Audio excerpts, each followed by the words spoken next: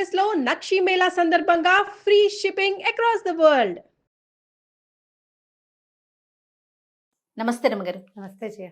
రమగారు, ఈ రోజుల్లో పిల్లల్ని చూసుకుంటే చిన్న వయసుల్లోనే ఉద్యోగాలు సంపాదించేసుకుంటున్నారు. క్యాంపస్లు అనేవి వచ్చేసినాయి.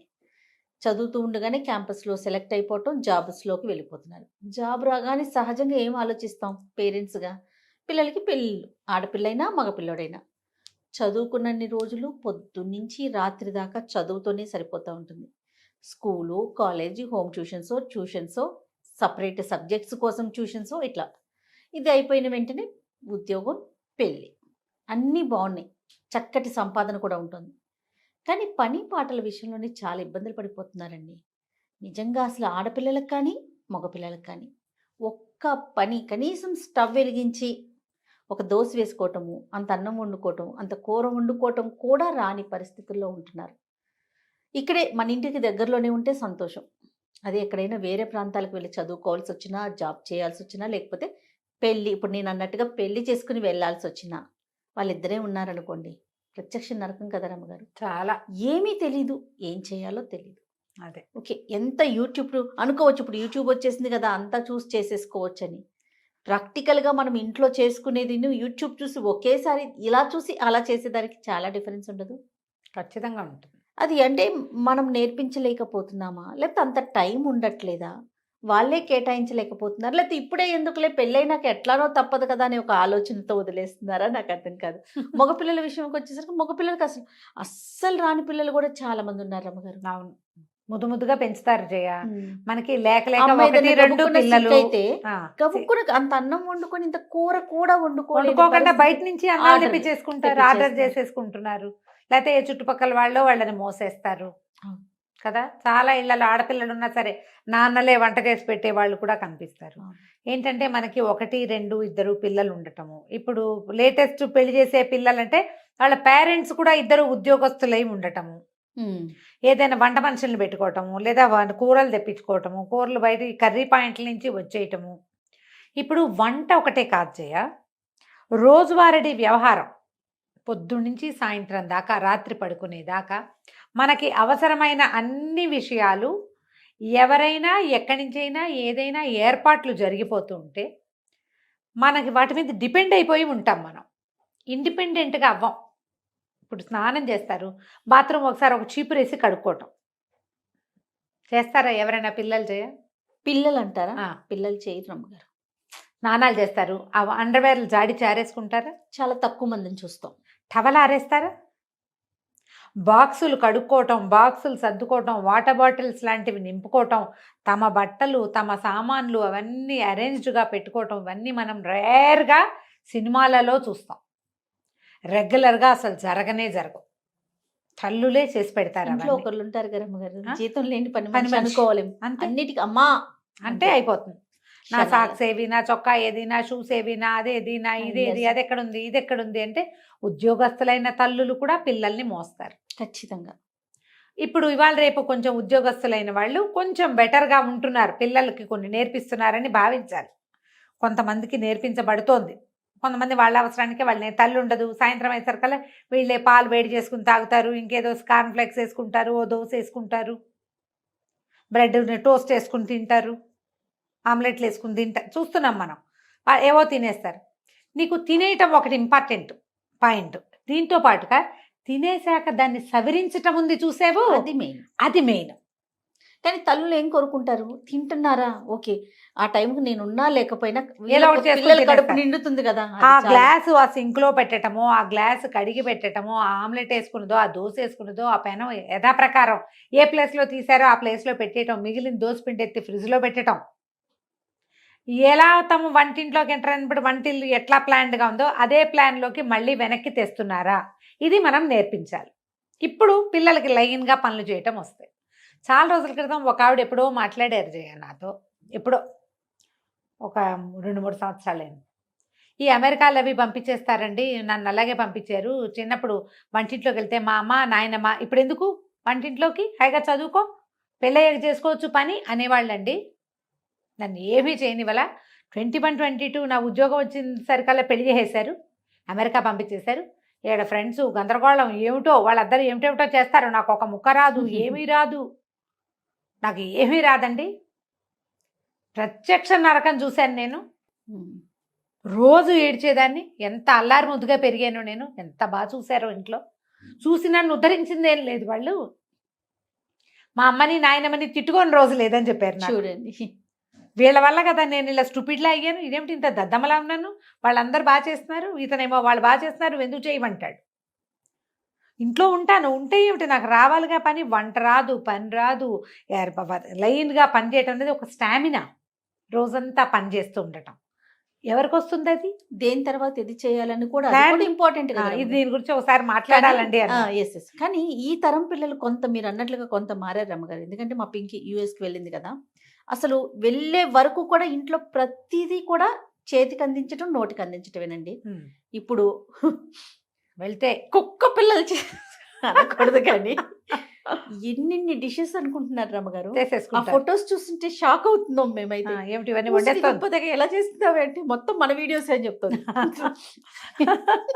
యూట్యూబ్ లో ఇప్పుడు ఒంటరిగా ఉంటే కొన్నాళ్ళు ఉద్యోగం కోసం శుభ్రంగా చేసుకునే పిల్లలు కూడా కనిపిస్తున్నారు. కానీ ఇబ్బంది కదా, ఇబ్బంది. ఫస్ట్ లో కాస్తంత ఇబ్బంది పడద్దు, దాన్ని ఎంజాయ్ చేసి చేయగలిగితే సంతోషం. అది ఇది పి సత్యవతి గారని రైటర్, పి సత్యవతి గారు.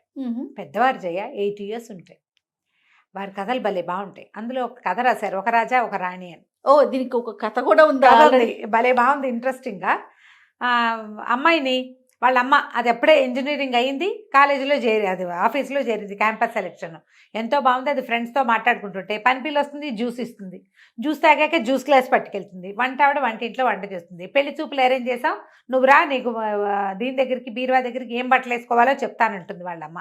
ఈ ఫోన్లో కబుర్లు చెప్పుకుంటూనే వాళ్ళ అమ్మ దేవతోటి వెళ్ళి రేపు పెళ్లి వాళ్ళు వస్తే వేసుకోవాల్సిన డ్రెస్సు, దానికి మ్యాచింగ్ నగలు, కావాలంటే ఇంకో డ్రెస్సు కుట్టిద్దాం, అన్నీ వాళ్ళ అమ్మే అరేంజ్ చేసింది. పెళ్లి చూపులు, పెళ్ళైపోయింది. పెళ్ళైపోయిన తర్వాత ఏమిటి ఇప్పుడు ఎవరైనా వస్తే ఏం బట్టలు వేసుకోవాలో అమ్మే చెప్పాలి. దాని మీదకి నగేం పెట్టుకోవాలో, చెవులకి ఏం పెట్టుకోవాలో, ఎలాంటి వేసుకోవాలో, చెప్పులు ఏం వేసుకోవాలో అమ్మే.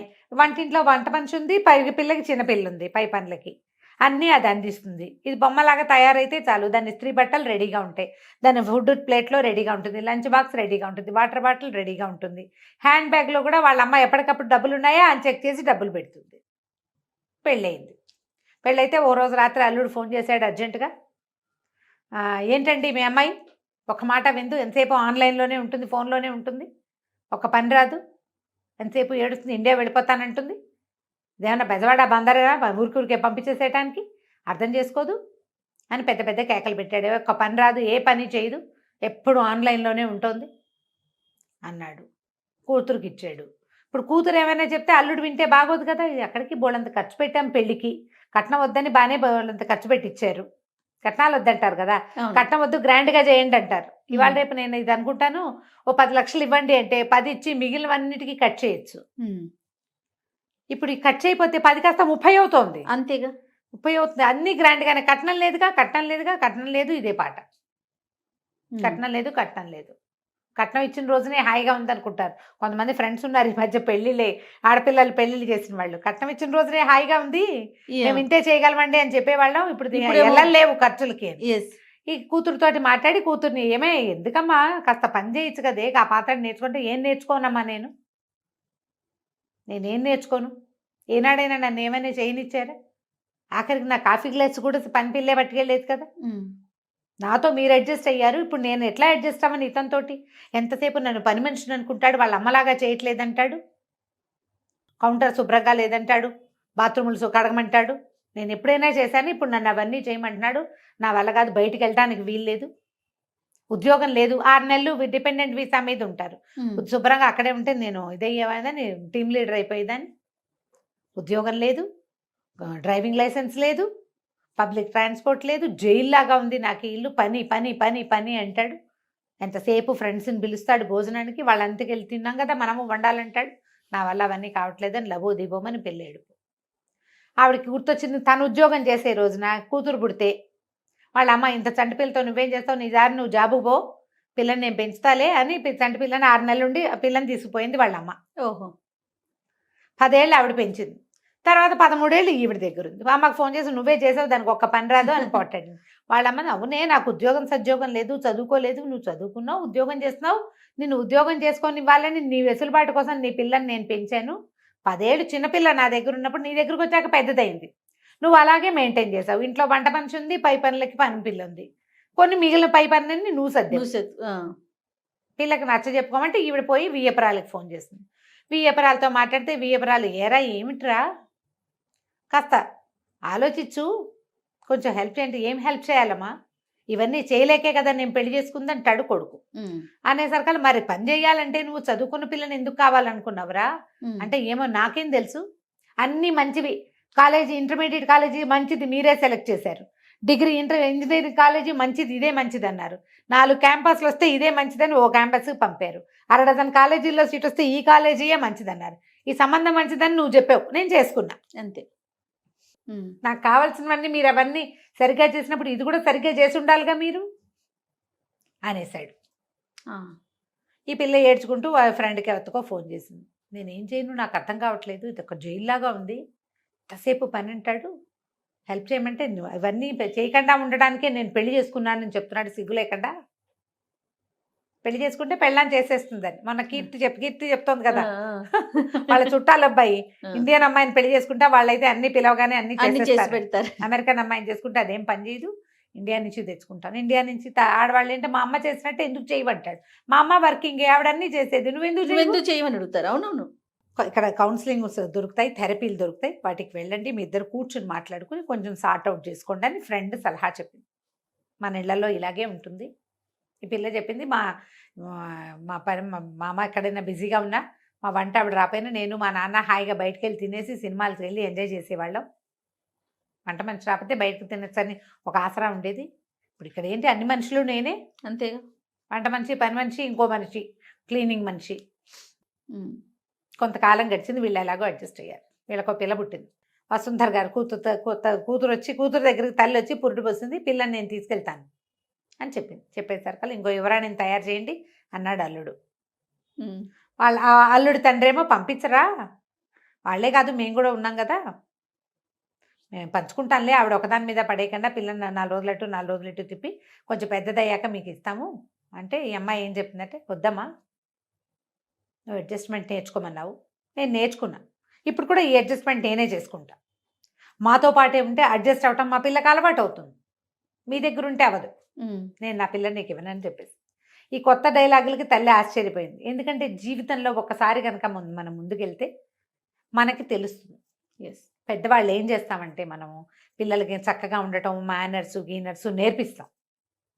నేర్పిస్తాం కదా, నీట్గా డ్రెస్ చేసుకోవడం, బాగా కూర్చోవడం, కాళ్ళ దగ్గర పెట్టుకో, ఇలాంటివి చెప్తాం కదా. లైన్గా పని చేయటము, అడ్జస్ట్మెంట్ ఉండటము, లొంగి ఉండటము మనం ప్రాక్టీస్ చెయ్యం, ఇవ్వం మనం.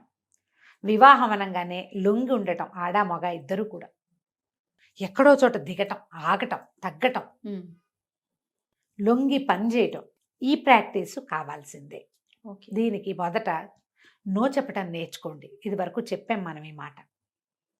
పిల్లలకి నో చెప్పాలి. వాళ్ళ చేతుల్లో నుంచి గ్లాసులు, ప్లేట్లు తీసుకునే పనులు చేయబోకండి. తిన్న ప్లేటు ఎక్కడ పెట్టాలో అక్కడ పెట్టి తీరాలి. ఆ అమ్మాయి ఐఏఎస్ చదువుతున్నా సరే, ఎంబీబీఎస్లు ఐఏఎస్లైనా దీనికి ఇది కాదు. ఎవరైనా సరే ఎక్కడ కూర్చొని తినాలో అక్కడ తినాలి. ఆ తిన్న తర్వాత ఆ ప్లేట్ని ఏం చేయాలో అది చేసి తీరాలి.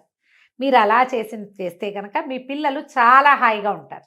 సత్యవతి గారు ఆ కథ చదివాక నేను వారికి ఫోన్ చేసి మరి ఈ కథ చెప్తానండి అని అడిగాను. చిన్న కథే, 4-5 పేజీలది. ఎంత 2 పెద్ద పెద్ద జీవితాల గాథలు అవి. అంతే కదా, ఎంతమంది ఇట్లా సఫర్ అవుతారో జయ. అవునండి.